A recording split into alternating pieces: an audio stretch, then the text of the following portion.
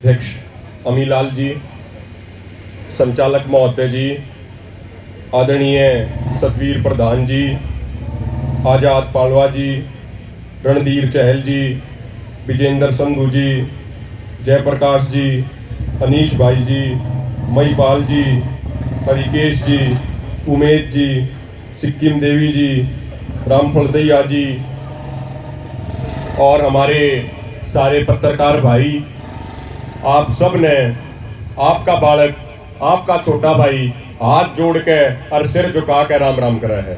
राम राम जरूर स्वीकार करियो। देखो, जो ये खटकर टोल है, मैंने कई बार मौका मिला यहाँ पर आने का और आप सबका आशीर्वाद लेने का, और जो आप आशीर्वाद दो हो वो आशीर्वाद हमने ताकत देवे है। वो आशीर्वाद इस तरीके से है जैसे बीमार ने दवाई मिल जा, भूखे न रोटी मिल जा, इस तरीके का काम आपका आशीर्वाद करे है। तो सबसे पहला तो आप तो ये निवेदन करे है, ठीक इसी तरीके से अपने बालका पे इस तरीके का आशीर्वाद आप बनाए रखियो। सबसे पहली विनती आपसे यह है। और देखो, जो खटकर टोल है पूरा क्रांतिकारी टोल है। 2 बार 3 बार जो आपके पूरी आड़े की शेड थी वह तूफान में पड़ गई। सरकार भी हमारी परीक्षा लेने लग रही है, कुदरत भी हमारी परीक्षा लेने लग रही है, लेकिन कोई दिक्कत वाली बात नहीं है। ये कितनी परीक्षा ले ले, हर परीक्षा देवेंगे और हर परीक्षा में पास होंगे, हर परीक्षा में सफल होंगे और आंदोलन जीतेंगे। तीनों काले कानून उल्टे करावेंगे और एमएसपी गारंटी कानून लागू करावेंगे। और जी आपके टोल के तो क्या कहने हैं, कुछ दिन पहले 3-4 दिन पहले हरियाणा के किसानों के साथ, हरियाणा की जनता के साथ गद्दारी करने वाले दुष्यंत चौटाला का यहाँ आने का प्रोग्राम था। लेकिन जब आप पूरी महिला शक्ति, हमारे बुजुर्ग और नौजवानों का जब जोश वहां पर इकट्ठा होया तो दुष्यंत चौटाला डर के भाग गया। इससे बड़ी बात और इससे बढ़िया बात और क्या होगी। आज कहने ने तो बीजेपी और जेजेपी वाला का राज है हरियाणा में, कहने ने तो इनका राज है, लेकिन हकीकत यह है कि आज पूरे हरियाणा में हमारे किसान, मजदूर, नौजवान और माताओं बहनों का राज है। आपकी इजाजत के बिना कोई राजनेता अड़े कदम नहीं रख सकता। और जी देखो, मैं तो आपसे छोटा हूं, जहां तक मन ने याद है, मन ने जो थोड़ा बहुत पढ़ा लिखा, शायद आजादी के बाद किसे सरकार की, किसे मुख्यमंत्री की, किसे उप मुख्यमंत्री की इतनी बेइज्जती हुई होगी जितनी बेइज्जती बीजेपी जेजेपी सरकार मनोहर लाल खट्टर और दुष्यंत चौटाला की हुई है। इन जितनी बेइज्जती भी किसी की नहीं हुई होगी। और आज ज्यादा लंबा नहीं बोलूंगा क्योंकि हमारे मान सम्मान के योग्य हैं, हमारे मार्गदर्शक जिनसे हमने सीखा, पंजाब के बहुत बड़े किसान नेता आदरणीय जगजीत सिंह डल्लेवाल जी और उनके सारे साथी हमारे बीच में आए हुए हैं। तो ज्यादा तो वही बोलेंगे, वही आपने संबोधित करेंगे। मैं तो छोटी छोटी 2-3 बात आपने बताना चाहता हूं। आज 10 मई का दिन है। 10 मई 1857 ने भारत में पहली क्रांति शुरू हुई थी। 1857 के गदर की शुरुआत 10 मई ने हुई थी। उस समय उन गोरे अंग्रेजों के खिलाफ लड़ाई लड़ी थी और उसके बाद 1947 में देश में आजादी मिली थी। मेरे बुजुर्गों, मेरे नौजवानों, मेरे माताओं बहनों, उस समय लड़ाई गोरे अंग्रेजों के साथ लड़ी गई थी। आज आप सारे मिलकर इन काले अंग्रेजों के खिलाफ लड़ाई लड़ने लग रहे हैं। और जिस तरीके से गोरे अंग्रेज इस देश से बजाए थे, इन काले अंग्रेजों ने भी देश से बजा के दम ले होंगे। उससे पहले हम दम नहीं ले होंगे। और एक सबसे बढ़िया बात जो आज इस आंदोलन में होने लग रही है, 1857 का गदर याद करें, 1857 की जब क्रांति याद करें, तो उस समय 36 बिरादरी के लोग, हिंदू, सिख, ईसाई, मुसलमान सारे मिलकर, जाट, ब्राह्मण, बनिया, दलित, यादव, गुज्जर सारे के सारे मिलकर लड़ाई लड़ने लग रहे थे। और इसीलिए उस लड़ाई में हम जीते थे। चाहे बात कर ली जाए राजा नाहर सिंह की या किसी और की बात कर ले, सारे मिलजुल के जाति, धर्म सब तो ऊपर उठ के एक भारतीय बनके, एक किसान बनके, एक नौजवान बनके लड़ाई लड़ी थी और वह लड़ाई हम जीते थे। आज इस आंदोलन की सबसे खास बात यह है कि इसे आंदोलन में इन्हीं मंचा के ऊपर छोटू राम जी की जयंती मनाई गई, इन्हीं मंचा के ऊपर रविदास जी की जयंती मनाई गई, इन्हीं मंचा के ऊपर हमारे मुसलमान भाइयों ने नमाज पढ़ी, इन्हीं मंचा के ऊपर गुरु तेग बहादुर जी की जयंती मनाई गई।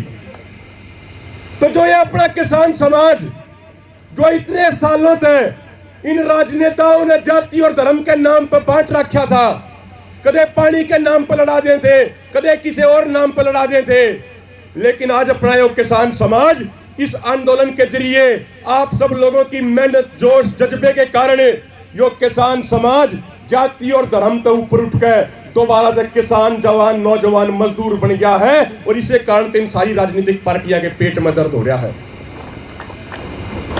मैं सबसे पहले तो बधाई आप लोगों को इस बात की भी देना चाहूंगा। आप देखो बंगाल चुनाव में जब अपने संयुक्त किसान मोर्चा किसान नेता पहुंचे, उससे पहले बीजेपी वालों ने वहां के चुनाव का मुद्दा हिंदू मुसलमान सेट कर दिया था। टीएमसी वाले के लोग टूटन लग रहे थे, सारे बीजेपी में भाजन लग रहे थे। लेकिन जब संयुक्त किसान मोर्चा उन्हें पहुंचा, जब आप लोगों की आवाज आप लोगों का जोश जज्बा उन्हें पहुंचा, तो उन्हें के चुनाव का मुद्दा हिंदू मुसलमान तक खत्म हो गया और उन्हें के चुनाव का मुद्दा देश का नौजवान और किसान बन गया। यह सबसे बड़ी जीत है आपकी। और देख लो जो बीजेपी वाले बंगाल में 200 प्लस का नारा दिया करते, वे बीजेपी वाले 100 का आंकड़ा भी नहीं छू पाए। यह आप लोगों की जीत है। और आप यूपी में देख लो, पंचायत चुनाव थे, 3,500 सीटों पर चुनाव हुए और बीजेपी वाले सिर्फ 650 सीट जीत पाए, सिर्फ 650 3,500 में थे। और यदि बीजेपी वाले आरएसएस वाले यदि ये भी नहीं सुधरे तो इन्हें एक बात और कहते हैं कि जो आगे उत्तर प्रदेश में विधानसभा चुनाव लग रहा है, उन विधानसभा चुनावों में बीजेपी की सरकार बनने की बात तो दूर, बीजेपी के विधायक जीतने की बात तो दूर, इन्हें वोट मांगने खातिर भी काम में नहीं बढ़ने देंगे। इनका हिस्सा हल कर देंगे, वोट भी नहीं मांगने देंगे इन्हें।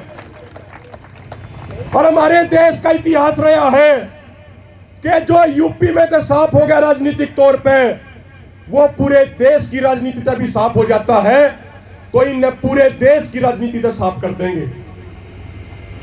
और एक बात मेरे बुजुर्गों, आपने आप बात सुनकर हैरानी होगी शायद, एक ही आखिरी बात कहूं हूं कि आज के दिन जब यह सरकार ना तो किसानों ने एमएसपी दे पा रही, 6 महीने तक किसान बैठे हैं, किसानों की मांगे अब तक पूरी नहीं करी गई। यो इन्हें लॉकडाउन लगा के मजदूरों से रोजगार खोस लिए। किसी भी शहर में चले जाओ, हर बस अड्डे पे हर चौराहे पे अपने मजदूरों की लाइन लग रही है। रोटी उन्हें नहीं मिल रही, खाने का उन्हें नहीं मिल रहा। 400 किसान आंदोलन में शहीद हो लिए। ये बीजेपी वाले उसके बावजूद हमारी शहादत का मजाक उड़ावे। हमने कदे आतंकवादी कहे, कदे हमने खालिस्तानी कहे, कदे हमारे ऊपर फॉरेन फंडिंग के आरोप लावे।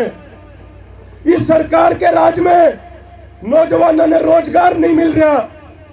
पिछले 50 साल में बेरोजगारी दर सबसे ऊंचे स्तर पे है। ये लोग हॉस्पिटलों में ऑक्सीजन नहीं दे पा रहे। 1 साल पहले आपने याद होगा कि जब इस बीमारी का नाम शुरू होया तो उस टाइम प्रधानमंत्री ने एक नया राहत कोष बनाया पीएम केयर फंड के नाम पे। उसमें खूब पैसे इकट्ठे करे प्रधानमंत्री ने, बीजेपी की सरकार ने। हमारे छोटे छोटे बालकों ने अपनी गुल्लक तोड़ के 2,000-5,000 रुपए उस पीएम केयर फंड में दिए। हमारे बुजुर्गों ने अपनी पेंशन में से पैसे बचा के उस प्रधानमंत्री केयर फंड में दिए। यह सोच के दिए थे कि वो प्रधानमंत्री हमारे देश की जनता खातिर बेड बनाओगा, अस्पताल बनाओगा, बाकी चीज़ों का इंतजाम कराएगा। लेकिन मेरे बुजुर्गों, बड़े दुख की बात है कि हमने तो लग गए वो पीछा भी न चुनाव प्रचार में ला दिया।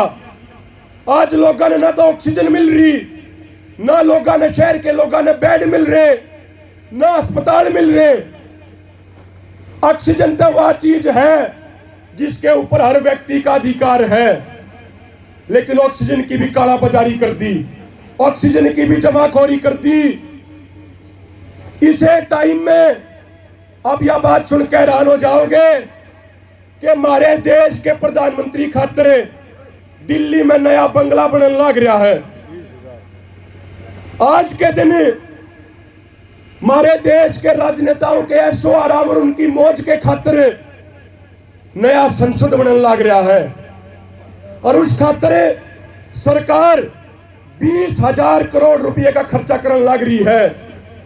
ये 20,000 करोड़ रुपए किसी पेड़ से नहीं टूटे, ये 20,000 करोड़ हमारे और आपकी खून पसीने की गाड़ी कमाई में तो उनने लूटे हैं।